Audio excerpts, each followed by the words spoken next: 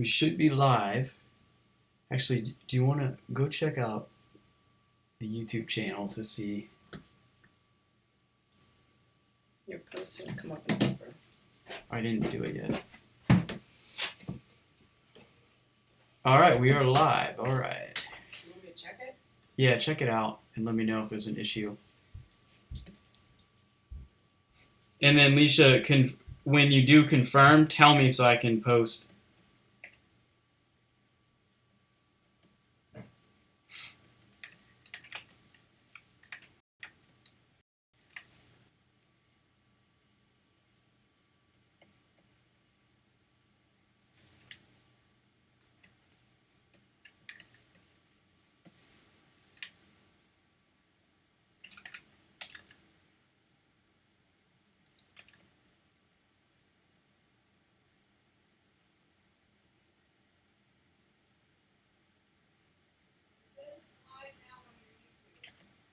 But are you watching it?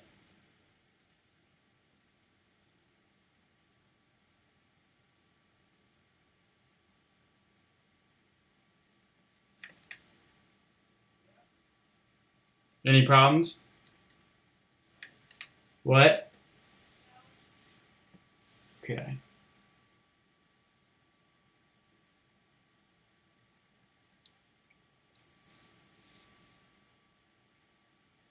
Okay.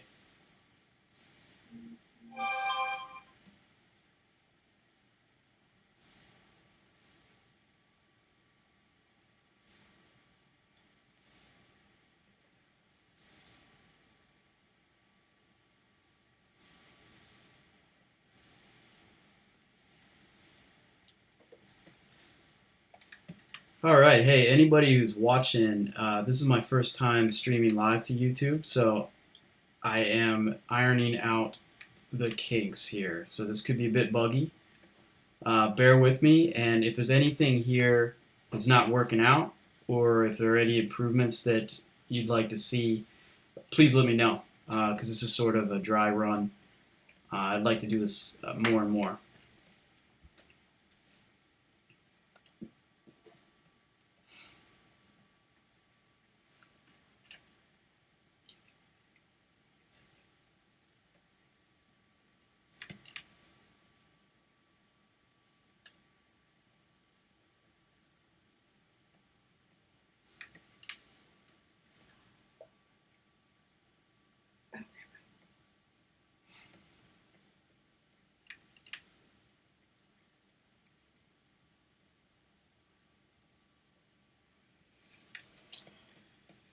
Hey, and Jacob, if you're still watching, I see your comment here. Thanks a lot, buddy. I appreciate it. And Cryo Wolf, same thing, man. Appreciate the compliments. Thanks for watching. As I said, this is my first live broadcast on YouTube, so if anybody has any kind of suggestions on, how to do this better, or if there's something I'm screwing up big time, please let me know.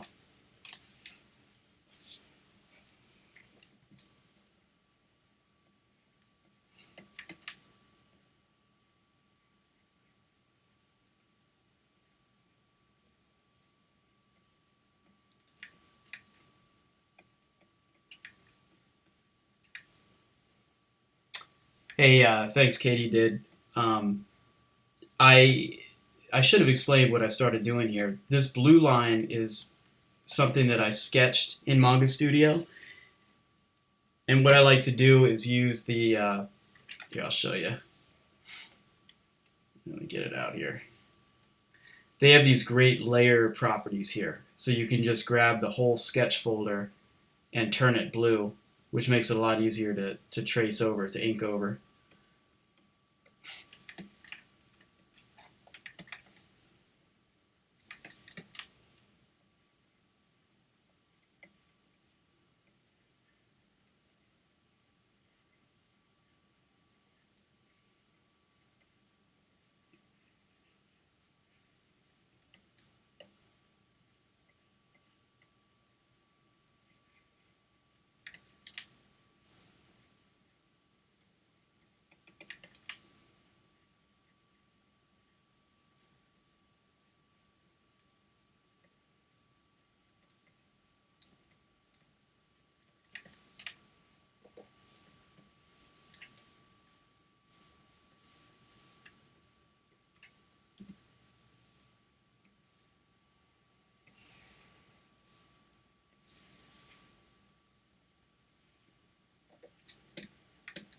Hey, Jonathan, what's up, man?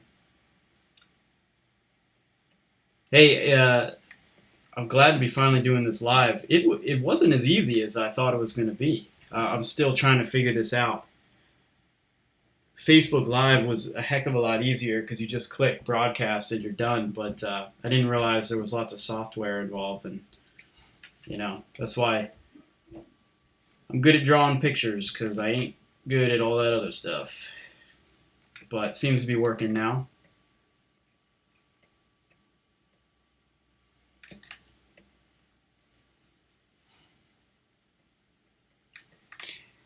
Anyone else watching, go check out Jonathan Rector's channel. He's watching live right now. But the dude is seriously talented, and he does live broadcasts weekly, I think. And correct me if I'm wrong. But just extremely informative and inspirational.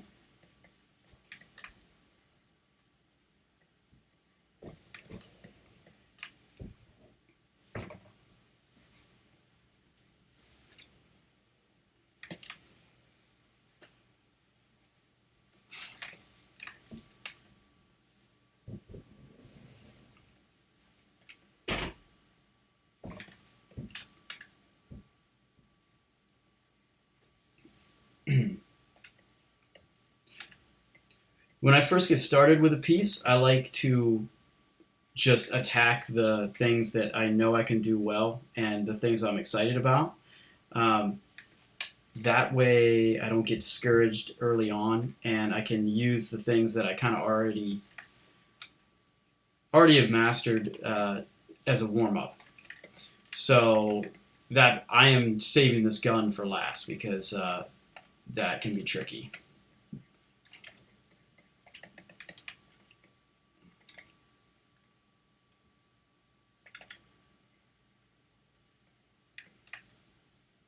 Hey, Red Silver, thanks, buddy. I appreciate the compliment.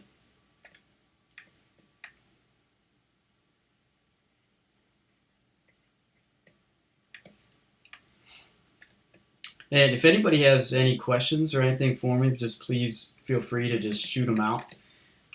I would love to use, I'd love to use this format as kind of a way to answer questions. A lot of people email me, which is really nice, but it's really hard to give one-on-one advice to somebody over email. It's much easier if I can just kind of show you rather than type it out. And I'd love to do this, once a week or so. Trying to find the right time. When is everybody watching these types of things? And I know time zones can be a problem. I have a lot of people who follow me who are like in Norway or in Australia where it's not even the same day, so it can be tricky. But for me, this is a good time, like around 1 Eastern, because my kids are going to come home in about an hour and a half, and you will know it.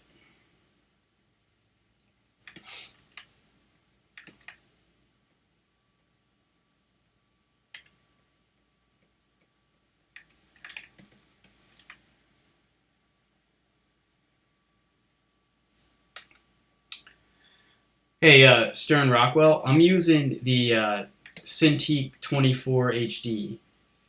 It's about, I'm going to say, 5 years old. It's one of the oldest Cintiq models out there. It's fantastic. It's also very expensive. This thing was $2,400 when I got it, and which is funny. That's more than my first car.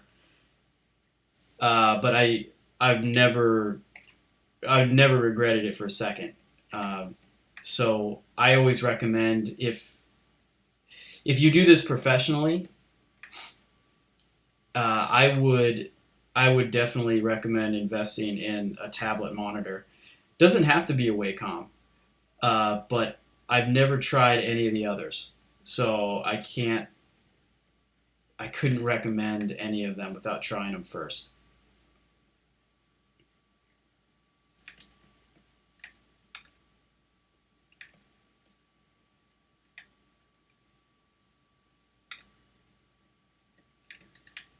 I see a question here about stabilizer settings. Right now, so I'm using a brush that I created, which will be available in my next brush set coming out next month. Let's see. And the stabilization I'm using is a 7. I usually don't like to go above 10. Like, check this out. If you go too high, that gets you real nice smooth lines.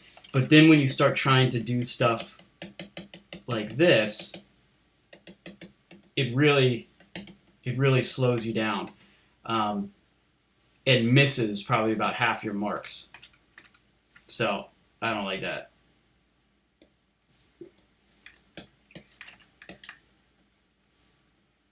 I think the really high stabilization settings are really only useful if you're doing kind of artwork that needs to look almost vectorized. If you're doing cartoon work, where every line is extremely important. My style, especially when drawing zombies, you can be pretty messy.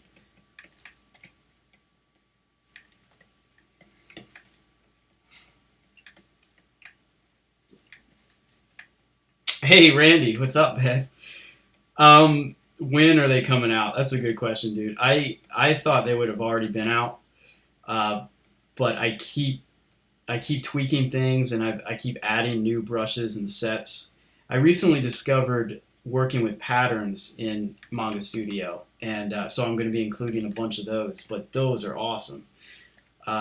Way more useful, in my opinion, than the patterns in Photoshop. So I'll be sharing that as well. But the goal is I would really like to launch these in October.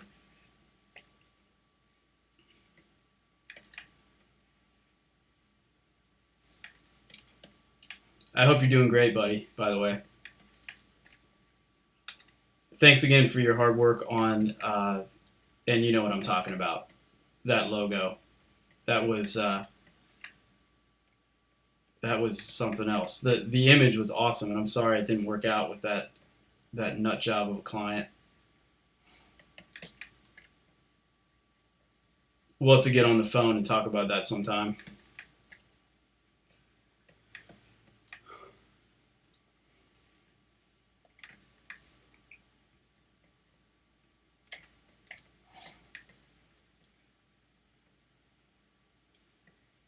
Hey, Red Silver. First of all, it sounds so funny calling out people on their screen names. It sounds like I'm playing Star Fox or something. But Red Silver, I have no idea what your work looks like, man, but or woman. Don't be so hard on yourself. A lot of people reach out to me, and really they kind of use language like that, and I hate to see that because you're not going to get better by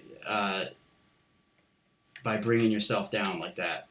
And I'm talking a lot to myself as well, because I do it to myself all the time. Just keep at it. Just keep practicing.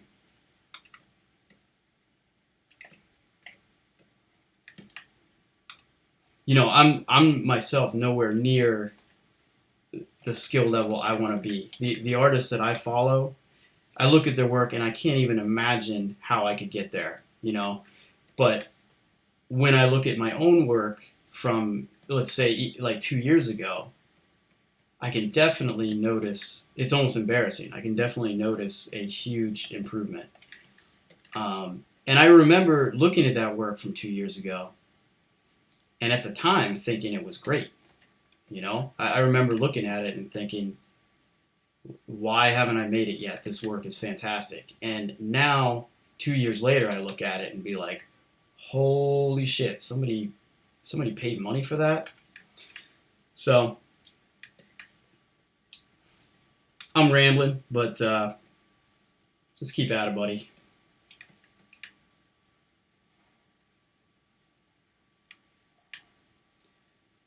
Hey, what's up? What's up, Cryface? This is this stupid thing on my wrist. This is a smudge guard, You can get them for like $12, or I think they're a bit cheaper actually. And it's simply just to keep my hand from smoothly gliding across the screen, because if you don't, it kind of drags. It also keeps the screen cleaner. But if you get one of these, people are going to make fun of you. So just be prepared for that.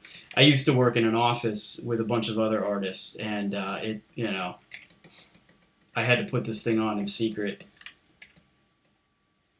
But it works. And so I said smudge guard. There are a bunch of other people that make these gloves, and I've tried a bunch of them, but the smudge guard ones, for some reason, last way, way longer. I think I've had this same glove for 2 years, which is actually kind of nasty because, it probably smells like old gym socks. Probably time for a new one.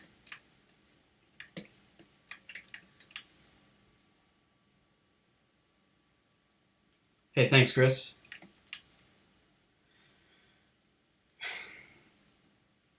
So, zombie reference book.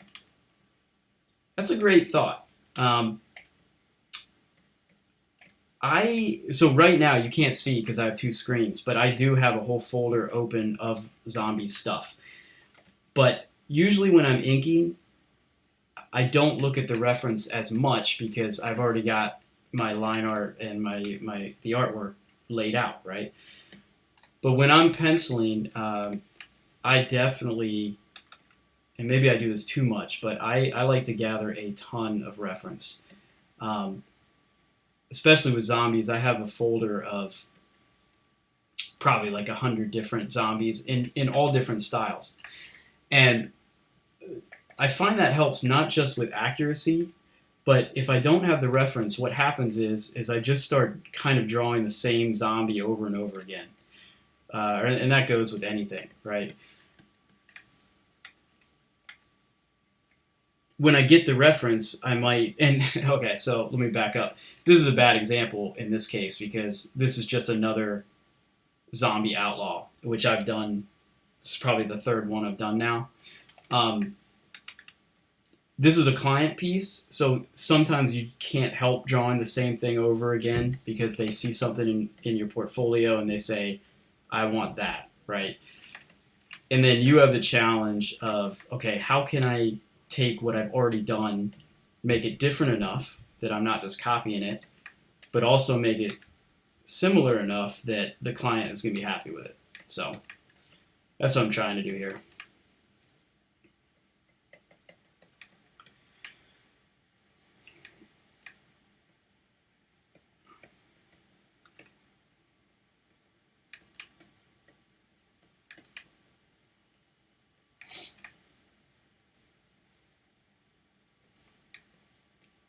I want to answer Marco Antonio, your question here.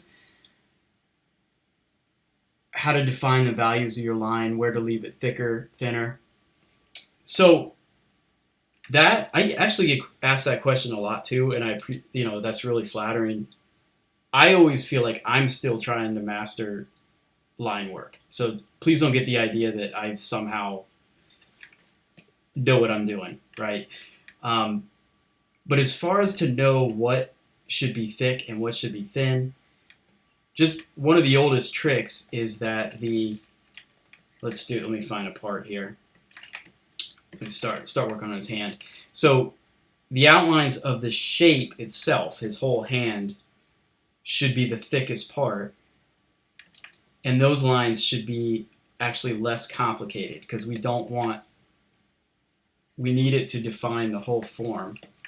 Then once you get inside the hand, the details like all these parts and the veins and whatever, these are going to be the lines that are much thicker. If I go in and just make everything the same thickness, it starts to look, it becomes hard to read.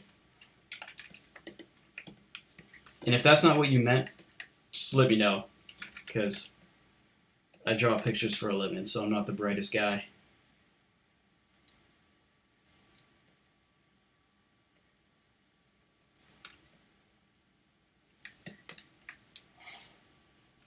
Hey, Mike, what's up, buddy? I think I've said this before, man, but I might be moving up to Canada with you depending on how the election goes. So I hope you've got either a big couch or a shed out back.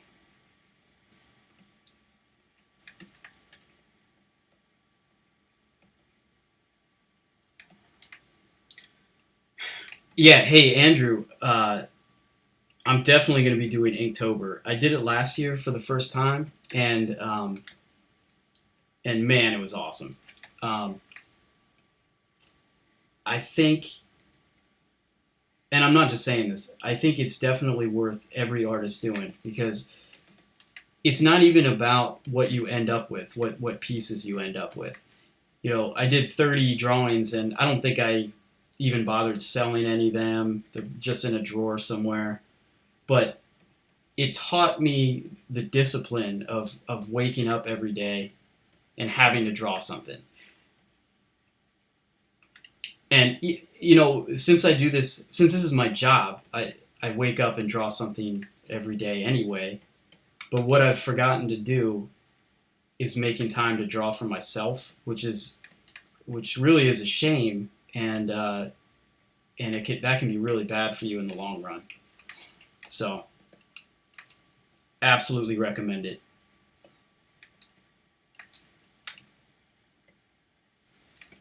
And to be honest, too, I should add, from a business standpoint, people really on social media and stuff, people really respond well to sketches versus finished pieces of art.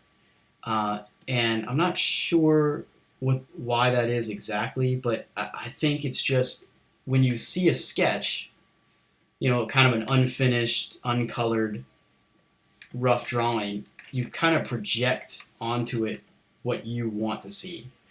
And I think also for the layman, when they see that versus a digital, you know, finished colored piece, they see it more as like a handcraft, right? So it's easier for them to get excited about it.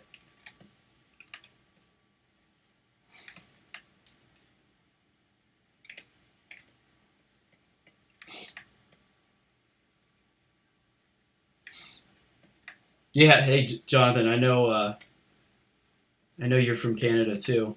I've been up there with my family a couple times, but just to Niagara Falls. So I don't know. I don't know if you guys actually count that. I don't know if that's the real Canada or just a tourist Canada. But we had a great time every time we went. Really nice people.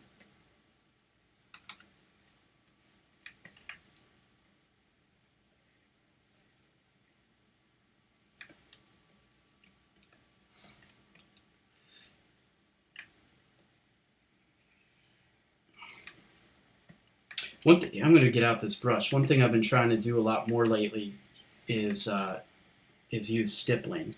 But I created these stippling brushes from scanned in microns.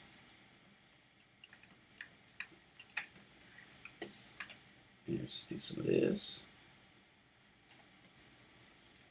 And I really like the look because if I don't do stuff like this, then it ends up, I feel like my pieces lose the gray tones in them, and it starts to look a bit like a coloring book page.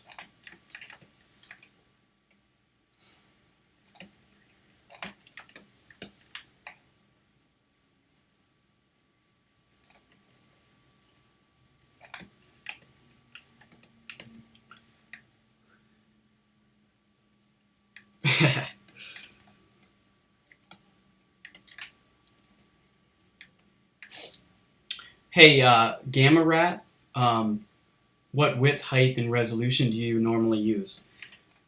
I have a bunch of different templates set up for different things, but typically my T-shirt designs, and I do a lot of those, are normally 13 inches by 19 inches at 300 DPI. So anytime you're doing anything for print, you obviously want to use 300 DPI. Now, when I'm inking, I normally ink at 600 DPI. Right now, I just realized I forgot to change it to 600, so I'm doing it 400 DPI, which doing it at 400 kind of gives you a little wiggle room so that when I down res this to 300, it will look even sharper. One reason that I recommend inking at 600 DPI, and this could be totally just in my head, but I've heard a lot of other artists say it too, is that just the line art, the inking line art, for some reason, just has more room to have a variant, flexible line, I guess. I'm not good with words, but I would just recommend trying it out. Ink something at 11 by 17 at 600 DPI and see if it makes any difference to you. I can definitely see it. And actually if you want to just do an experiment, take it the other way. Draw something at 11 by 17 and set that thing up at like only 150 DPI or 72 DPI. And you could definitely see, because your brush starts to become pixelated, that you're going to get much crappier lines.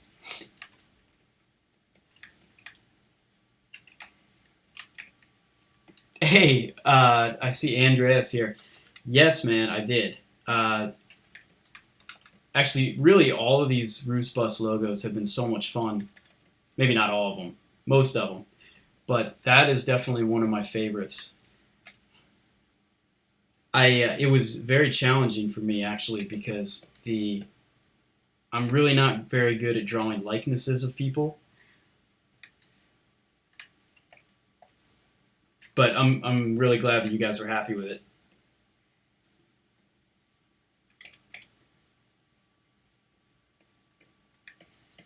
Hey, and I just want to say, first of all, I appreciate everybody watching.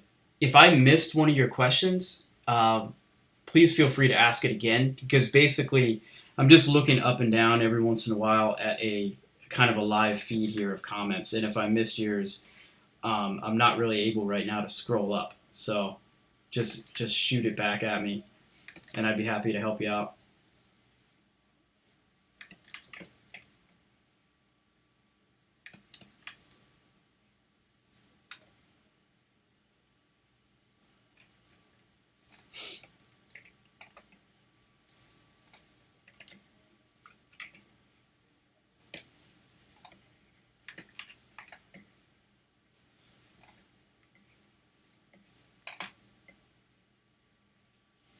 One trick I use a lot, I have a lot of keyboard shortcuts set up so that I can quickly choose between my inking brush and then sort of a shading brush. So I can very quickly, draw detailed, sharp lines and then jump to that stippling brush. And that sort of encourages me to use them a lot more, rather than having to come in here in the menu and find it.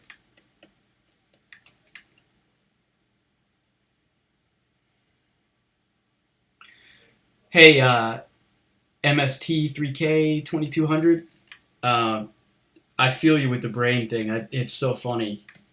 I get that all the time, all the freaking time, and it doesn't make you feel smart like it probably should. My last name is Allen, so I often get brain alien too, which is kind of a double whammy. But let me answer your question. For file storage, I kind of have, I've been doing this a while now, so I have a kind of a pipeline set up. But what I do is I store all my files locally, and then I use Google Drive and a backup service to back everything up. And I just take all the client's final files, I zip them up, and then I drop them in a Dropbox folder that I have, where I have a folder for each month of the year, so it's labeled January and then March, whatever. then I share a link with them, and then every 30 days when it's a new month, I go back and just delete everything in that previous month's folder. That way, I don't run out of Dropbox space for one, and then also, it's not taking up a ton of space on my hard drive.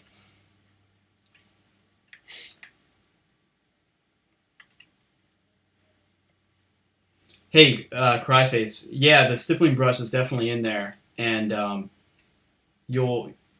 be sending that your way pretty soon, so don't even worry about it. I appreciate the help you gave me, big time.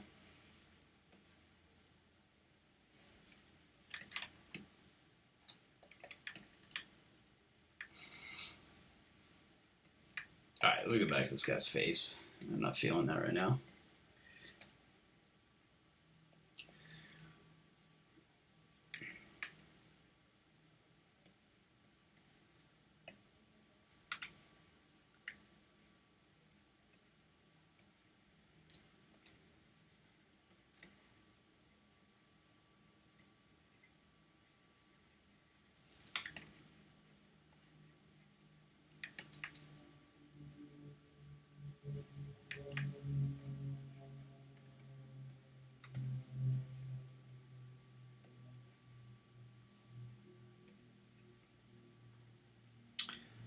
Hey, Official Lund,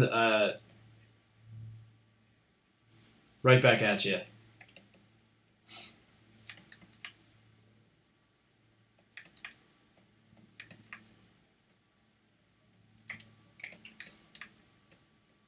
I don't know who you are, but there's probably a pretty good chance that I would love you too. I don't know. I'm a pretty loving guy.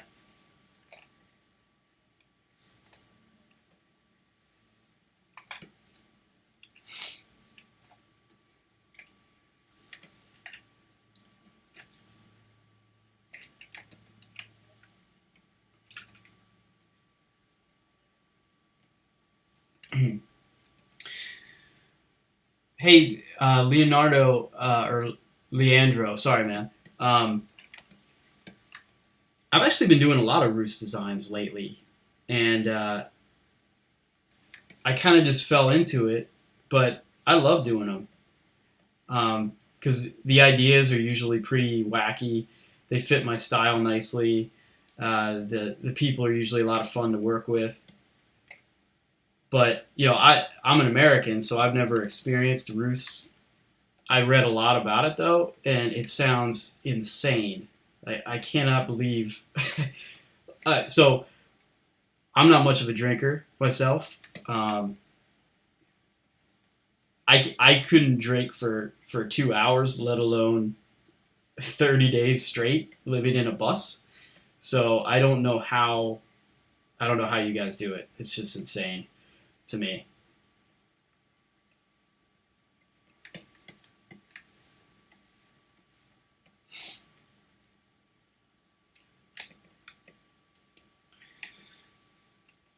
Hey, and Andreas, normally I do hand draw fonts, but I almost always start with an existing font as a foundation. So I have a huge library of fonts that I've either purchased or, they're free shareware fonts, and I will lay them out in Photoshop and tweak things, and then typically trace over them to kind of give them a hand-drawn feel and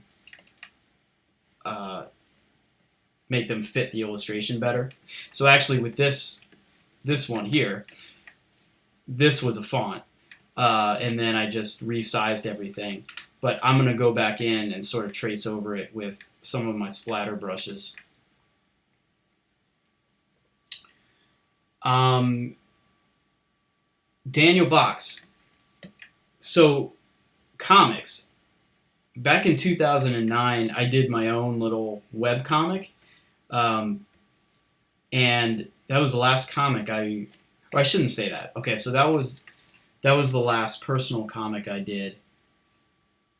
And then last year, I was hired to do a comic. We did a 32-page comic that still is not out yet, but I was pretty proud of that. I can't talk about it yet until it's released. But I mean, it's not. I'm making it sound like it's cooler than it is. It's more of a promotional comic for basically an animated show that these people are trying to produce. But here's the thing with comics. I'm slow, okay? Not just mentally. It's probably going to take me 6 or 7 hours to finish this piece. You know, probably 2 hours sketching it, 2 hours inking it.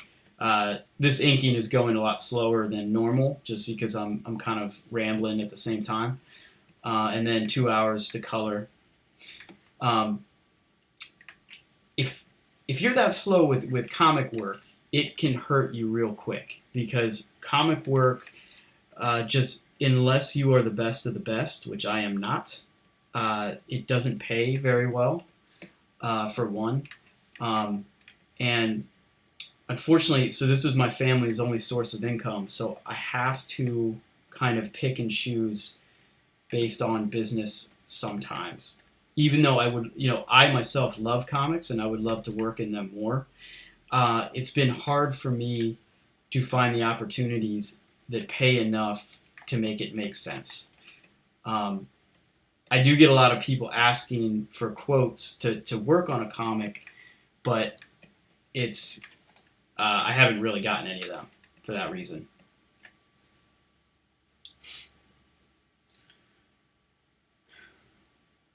So hey, Gamma Rat, how do you know where to put the full black spots?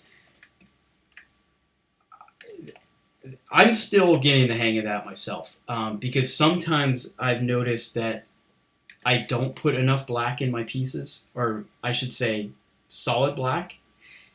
Then what happens is you get that coloring book effect I was talking about earlier, where there's just so many lines everywhere that you can't focus on the piece itself. So I've been trying to get a lot better at that. Because what happens? Well, first of all, it saves you a lot of time, right? If you don't have to detail every single inch of this thing, but it also helps direct your eye to the fun parts of the piece. So his face is going to have a lot of detail and not a lot of black in it, but his clothing is. I try to make sure when I'm penciling to really fill those spots in, because if I don't, inking is a very automatic process for me. I can have a movie playing in the background, and just kind of go on autopilot, right? So I try to plan it out as best I can. One advice I could give you is just to zoom way out and take a look at the piece as a whole. And if it's this small and you can't really make out the forms, then that means that your blacks are way off. And I'm starting to see that myself, actually, so I need to work on that a bit more. This whole area here probably needs to be a lot more solid. And then up here is going to be the light area. So I'll get to work on that.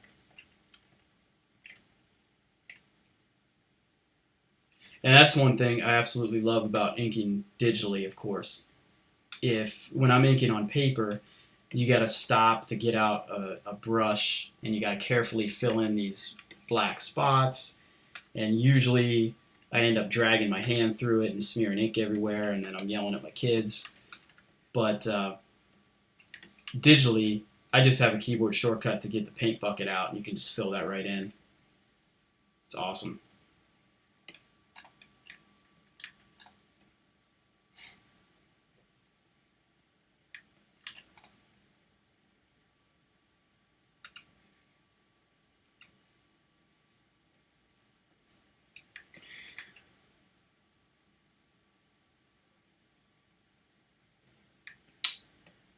So I see a comment here about the 3D models in Manga Studio.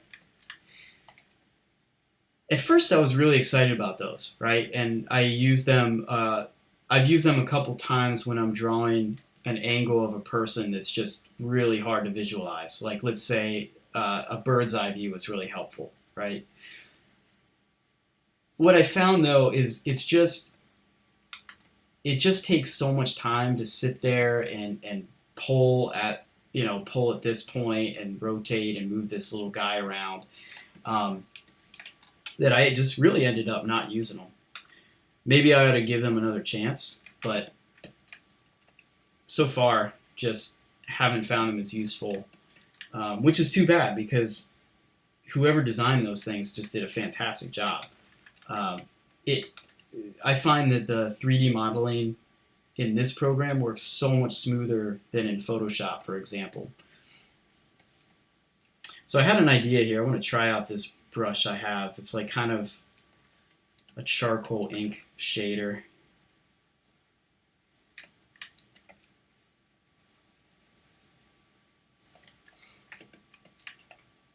I'm not sure if I'm going to keep that. I don't know. I like it, but the thing is, I should have said at the beginning, this is for a limited color silkscreen t-shirt. We're only going to be able to use 3 colors for this whole design. So what that means is I have to make sure that the blacks, the line art layer, like really tells the whole story. And the line art layer has to be pretty solid. I will probably get into halftones and stuff, but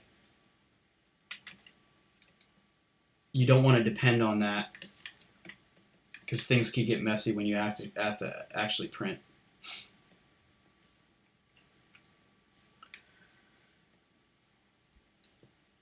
Oh, man.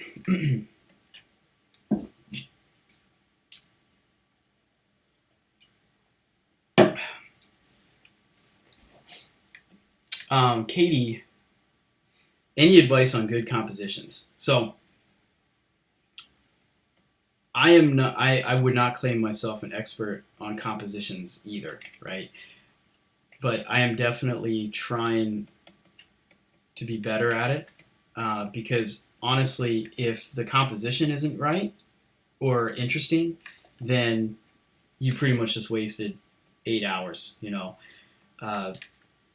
it ruins the whole drawing, unfortunately. Is this an interesting composition? I don't know. The client liked it, so I like it. But my advice to getting interesting compositions is to, when you start, do a lot of different thumbnail sketches. So before I started really getting into details on this one, I experimented real quick with just like really fast 15, not even 15 minutes, I would say just like 5-minute rough sketches. And I played with, would it look better with the zombie right in the middle looking at you? Would it look better if he's farther back and I draw more background and that kind of stuff? And that, by doing 3, it does a couple things. One, it makes you more confident in the one you chose, right? Because you're not like, well, what if it was this or what if it was that, or because you've already seen 3 and you're picking the best one. It helps you experiment more, because when you're going to sit down and you take kind of an all or nothing approach, then every little movement and line you make is super precious. But if you know that you're going to be throwing down 5, or yeah, it could be 5, but I usually just do 3 little sketches, and you know that only one of them is going to be the real one, and you can often combine things too, then you're more likely to experiment something and just say, I want to try this kind of weird thing out. And often that weird thing ends up being the thing you go with. You can see I rotate the screen a lot, and I hope that's not giving you guys vertigo.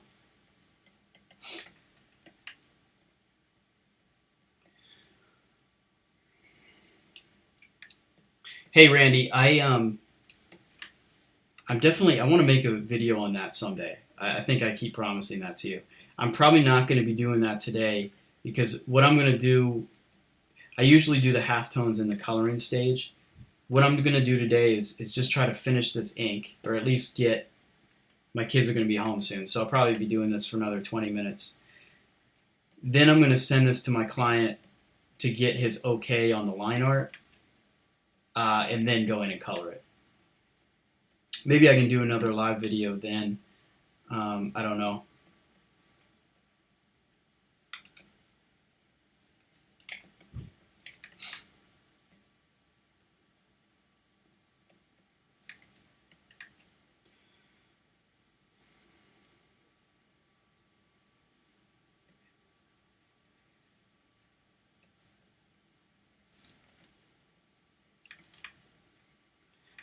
I should say, for anybody else watching and reading the comments, there's a couple guys here writing "jackass!" exclamation point. I should say these guys are clients of mine, and I drew for them a picture of the Jackass characters, Steve-O and whatever. So that's what they're talking about. They're not they're not calling me a jackass. At least I hope. Just thought I would clarify that. Thanks again, guys. I hope you have fun out there, and be careful.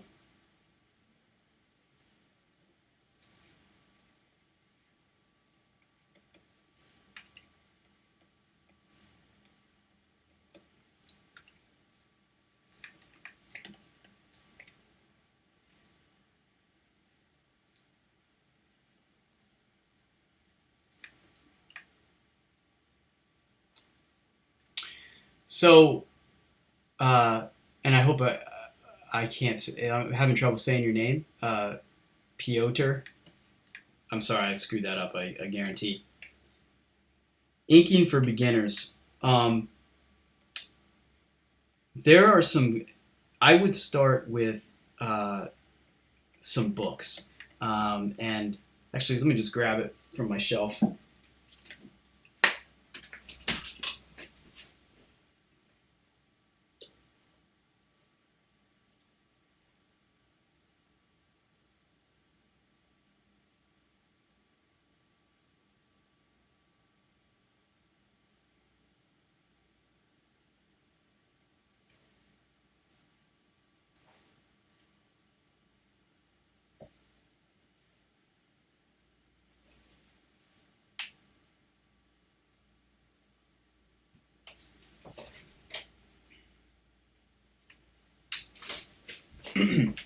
Okay, here it is.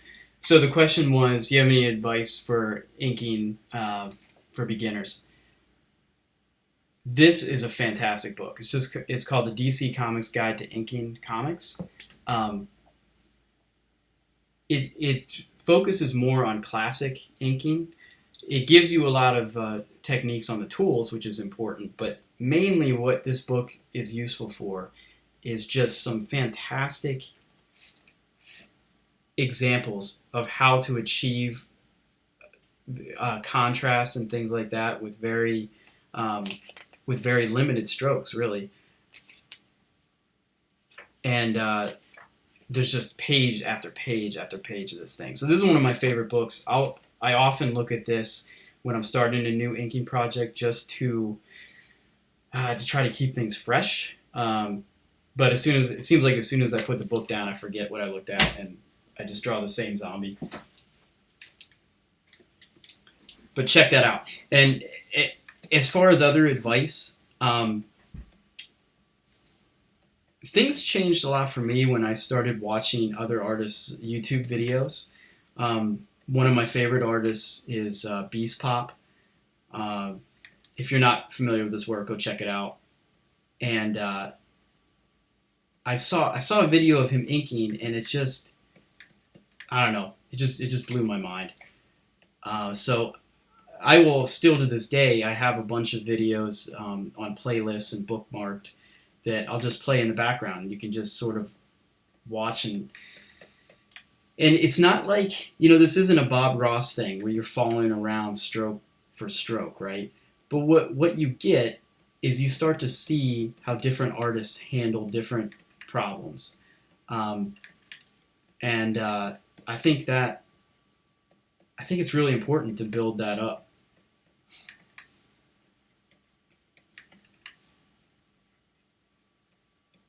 Don't copy, but don't be afraid to learn from others either. So his name, his business name is Beast Pop. Let's see, can I type this out?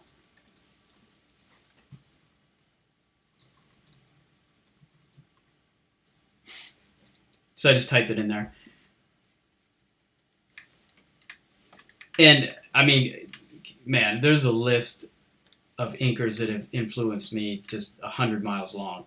But check out like the classic guys, talking about like Wally Wood, the people who did the Creep Show magazines, people who worked for Mad Magazine back in the day. When you check out your work, or their work, you quickly realize that essentially we are just all. It's just they're like gods, they're just phenomenal. They put their pen on the paper and it just poured out. It's just crazy. There was nothing that they couldn't draw.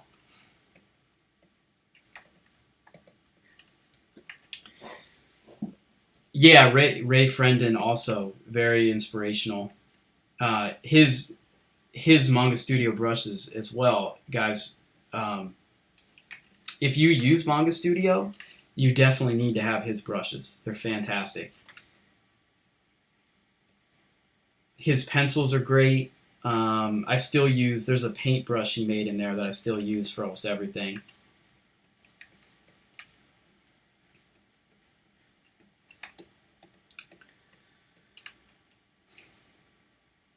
Hey, Robin.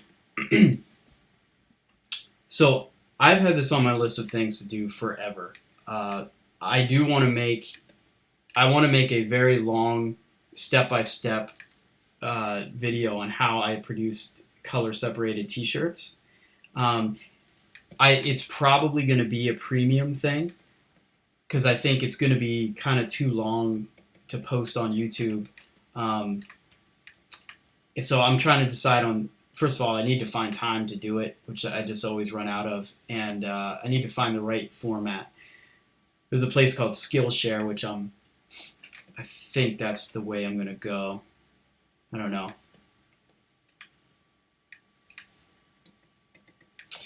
Just a tip. So right now on his face, I've basically got all the main shadows and structures in. So what I do usually here is I want to turn off the pencils.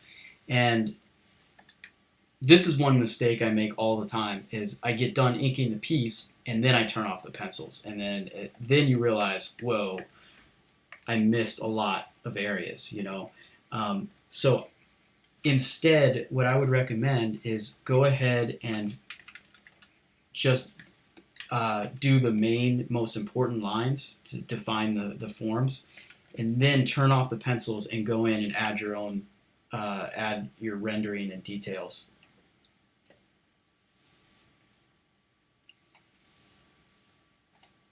Sorry, bear with me for a second.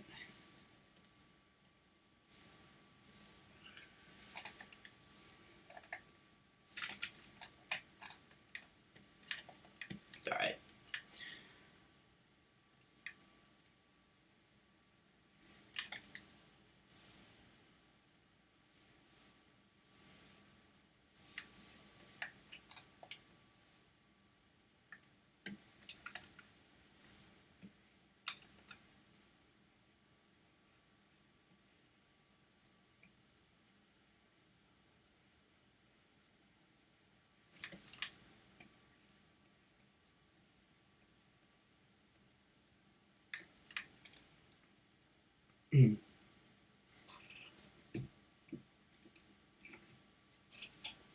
Hey, Steven, I would love to see a video from you sometime on how you color your pieces, because you're actually a main source of inspiration for me too. I remember finding your work a year or two ago, and just being blown away by how much you could achieve with just a few colors, and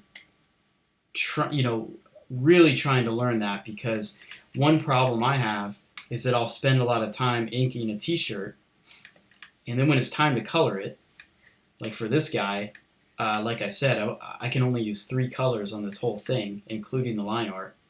So now it's going to be pretty tricky to render this thing in a way that doesn't end up looking really flat, and that's a common problem for me, because when you go to my portfolio, a lot of my work is not for t-shirts, and it's very full color, in your face, Pantone booklet exploded. So when I send over to the clients this piece that's just colored with basically just, one level of shading and one highlight or something, often they can be a little disappointed. They can, and then I have to explain to them, well, we've only got 3 colors to work with, man. It's a challenge. So anyway, always trying to learn how to squeeze more rendering out of just 3 colors.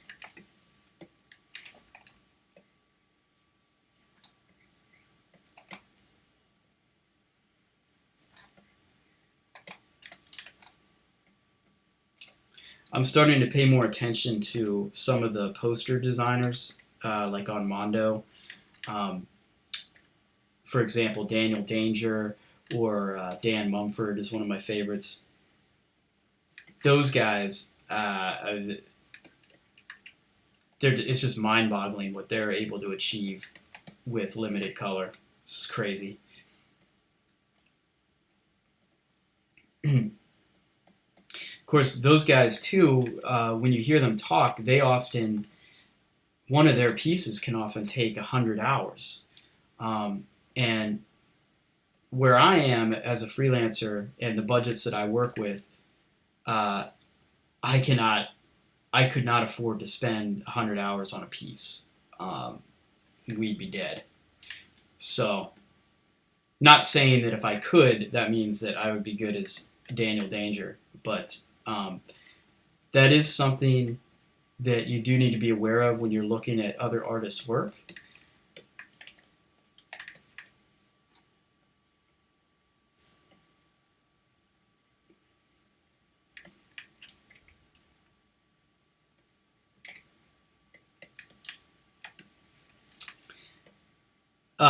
Hey, Steven, your comment about developing the colors and the line art at the same time, I absolutely need to start doing that, because I've seen other artists do that, and it looks like it not only saves time, but you end up with such a more planned out result.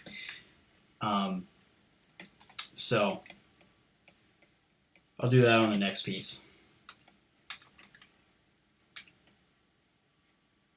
Hey, I'm curious to know though, so when you're doing that, does that mean that you still keep the different colors separated on different layers, or do you like to just lay them on top of each other, switch back and forth, and then separate it all at the end? Because it seems to me, if you're trying to keep each color on its own layer, then it could get pretty tricky working on the color and the line art at the same time, but having to switch back and forth constantly.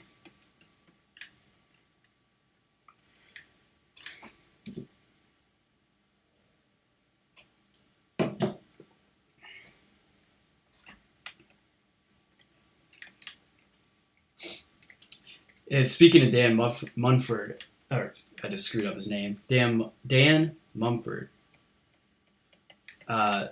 I have his awesome Ghostbusters piece hanging in my studio. I don't know if you guys have seen it. It seems like you're fans of his work. It's that green one where they're fighting the Stay Puft Marshmallow Man. That thing is just incredible. I could just sit here and just stare at it for hours.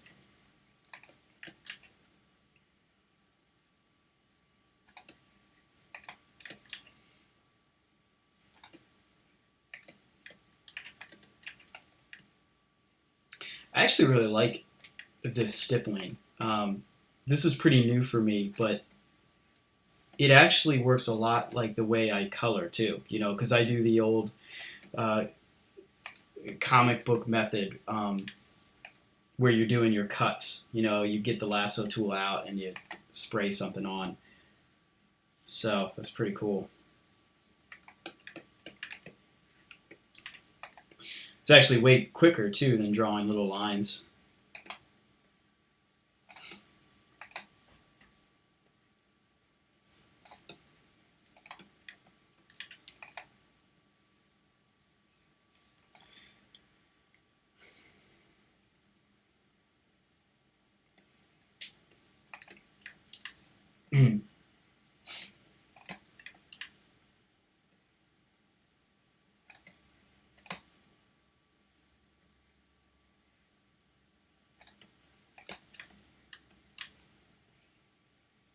Yeah, hey Steven, I do the same thing when coloring. I use the Manga Studio adjustments where you can change the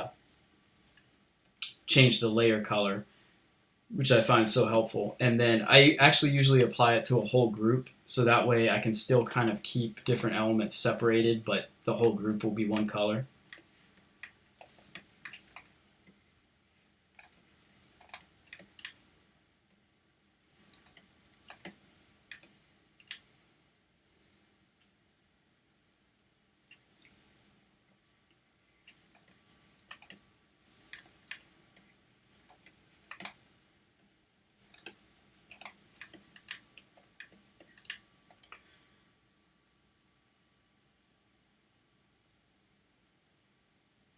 So I have a question here. What channel do you recommend if you want to learn to use the pen tool to draw, or is it bad to use?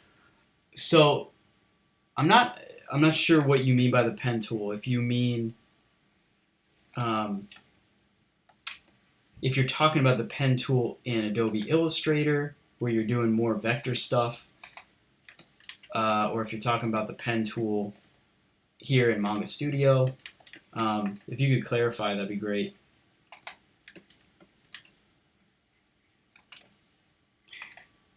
Yeah, okay, so Illustrator. So I've made it known publicly that I hate Adobe Illustrator. There are some incredible pieces of artwork being done in Adobe Illustrator, but it's not by me. Um, I often have to use that program, and it just seems like every time I use it, I just want to just put my fist through a wall. I don't know what it is about it. I think, well, for one, I find it's really unstable and just very overly complex. Um, but if you're drawing with the pen tool, to me, it's always just, it doesn't feel like drawing to me. It feels like you're just clicking points and just drives me nuts. Um, Unfortunately, sometimes that can be bad for me because vector artwork, especially when doing logos and whatever, can look like very sleek and smooth, and that's sometimes the look that you need, right? Uh, so, what I do a lot of times when I need to do something in vector is I'll do it like in Manga Studio, keep the line art and the colors separated, and then bring it in to Adobe Illustrator by using a program called Vector Magic. It sounds the name makes it sound lame, but it's basically just a tracing program that traces your work and makes it into a vector. And in my experience, it works so much better than the live trace that comes with Illustrator. So I do that a lot when working with logos.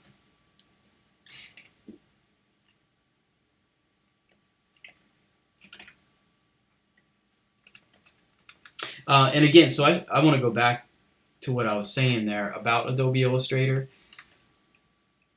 I hate it, but as I said, there are some just absolutely astonishing things being created in it. So I don't want to discount the tool, you know. I would recommend trying out a lot of different tools and seeing which one works best for you.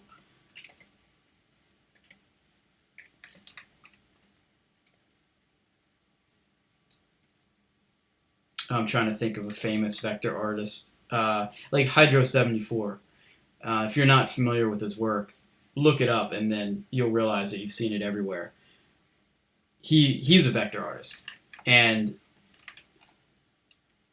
you know,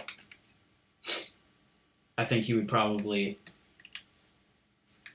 I don't know if he would fight me to the death over Illustrator. I don't know. It's certainly been pretty good to him.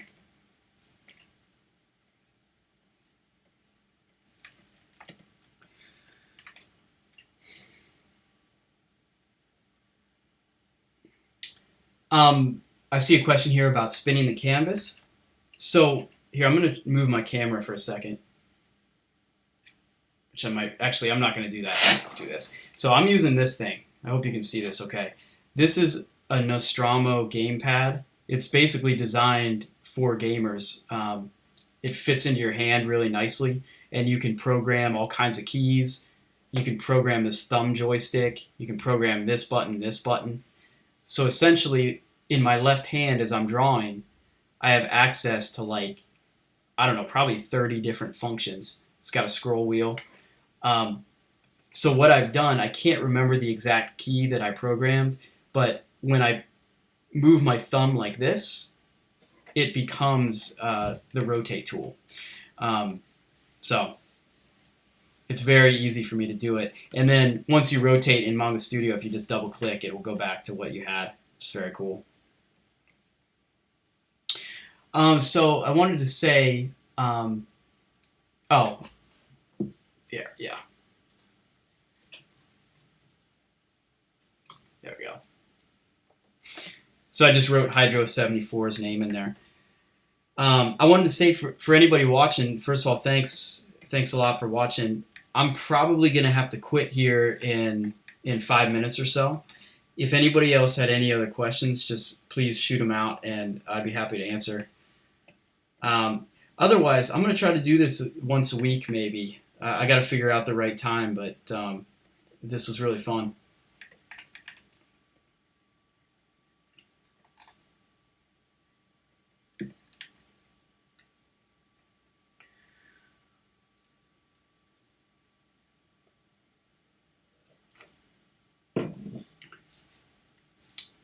So the program that I'm using is Manga Studio 5. It's also called Clip Studio Paint.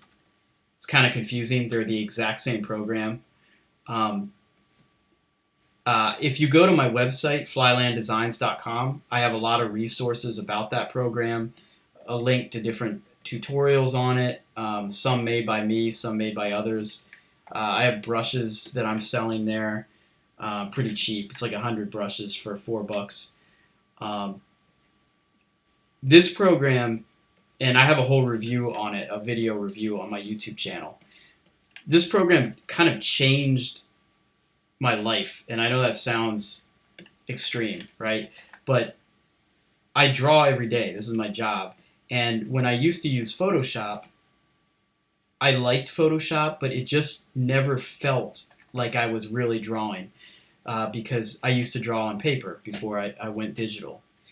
When I first tried Manga Studio, it is the most natural digital drawing tool I've ever used. I can't stop talking about how great of a program it is.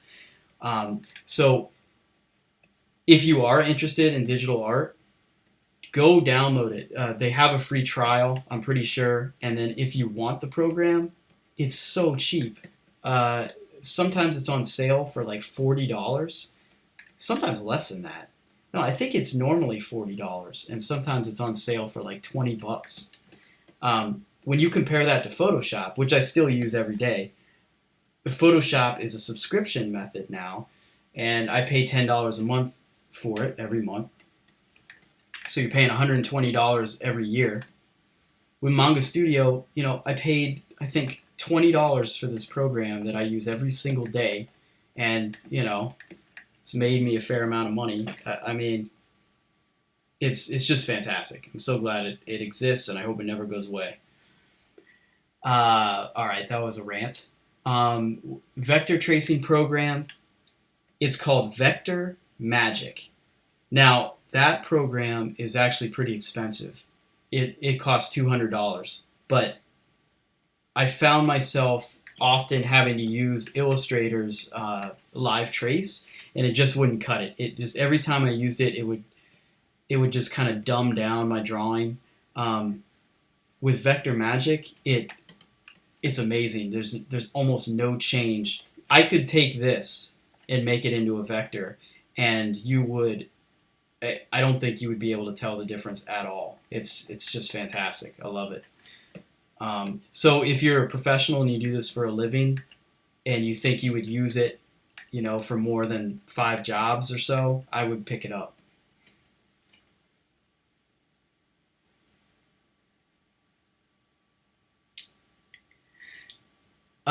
Steven, are you talking about the full version with the Symmetry tool? Are you talking about Manga Studio full version? Um,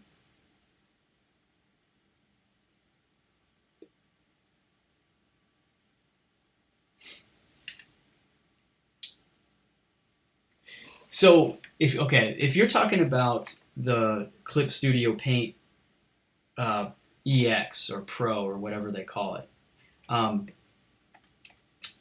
I'm unaware of. I thought that Manga Studio 5 also had the Symmetry tool. I'd be pretty surprised if it didn't. But I am using Clip Studio Paint EX, and I get this question a lot. The only difference in the program that I'm aware of is that Clip Studio Paint EX has a storyboard editor. So if you're working on a comic, it basically allows you to see in little thumbnail views your whole comic right in front of you, and then you can jump back and forth between pages. I bought it just because of that comic that I was working on that I was talking about earlier. But I really wish I didn't, because it ended up being really not much different than Adobe Bridge, and I ended up just using Adobe Bridge instead. If I'm wrong about that, please correct me, but I'm pretty sure that the storyboard editor is the only difference. So out there, I would recommend, if anybody doesn't have Manga Studio and they're thinking about getting it, just start with the simple one, or it's not simple in any way. Start with the cheapest one, and if you really like it, then go back and investigate the EX features and see if there's anything actually that much different.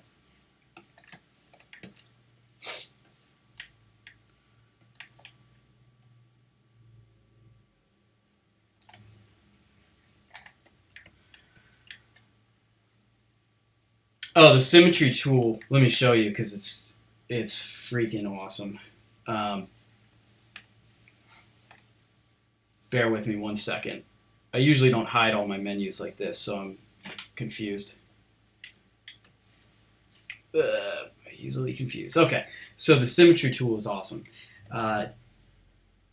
It does exactly what you would think it does.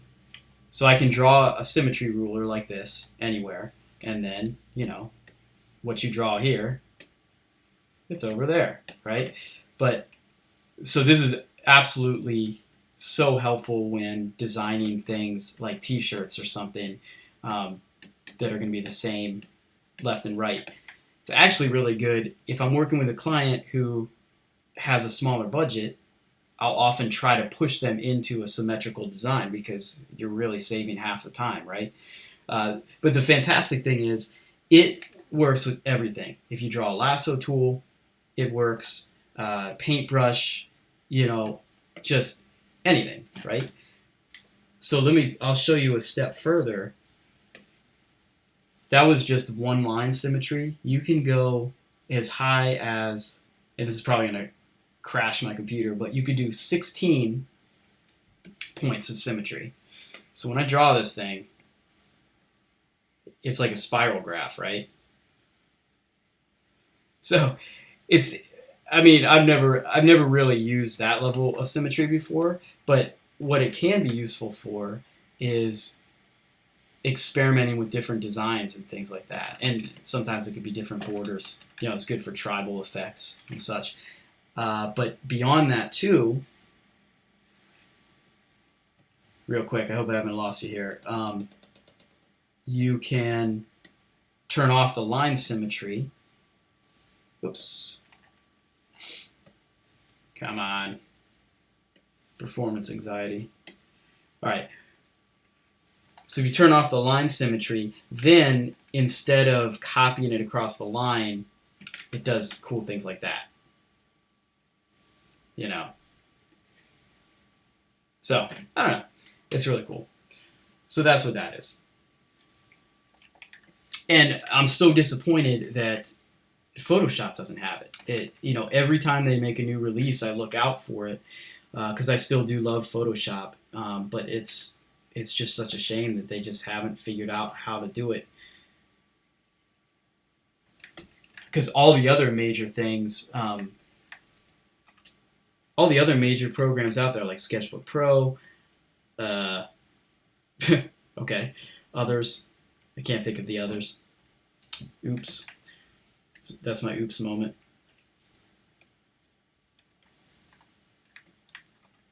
They all have a symmetry tool. So shame on you, Photoshop.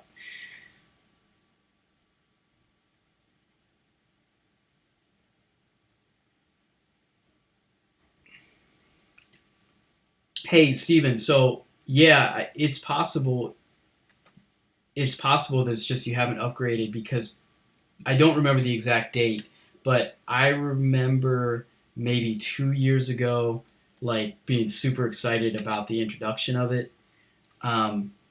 And I think you're right now. Now it's coming back to me. I think before that, it used to be that only the EX had the symmetry tool, but I'm pretty sure everybody has access to it now after like the 5 did a major update. So check it out. All right, I better get going. So thanks a lot for watching and listening to me ramble on. I'll definitely be doing this again. So check me out on Facebook. Subscribe to my YouTube channel if you'd like. All those things. And I'll see you later.